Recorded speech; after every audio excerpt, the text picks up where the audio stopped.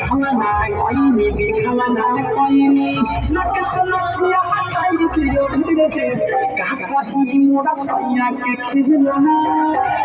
रात के नींद छेनी सताई दियो रात के नींद छेनी सताई दियो रात के नींद छेनी सताई दियो खाना कोई बिछाना कोई अरे खाना कोई बिछाना कोई नक सुनिया हटाई दियो धीरे धीरे काका ही मोरा सैया के खिलना रात के नींद छेनी सताई दियो रात के नींद छेनी सताई दियो रात के नींद छेनी सताई दियो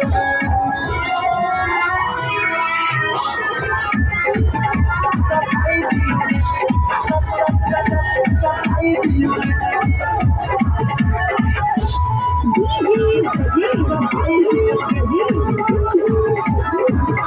सपना हमार की कहानी दूसर बाई सब भाग से जवानी जिया सुखला के बाद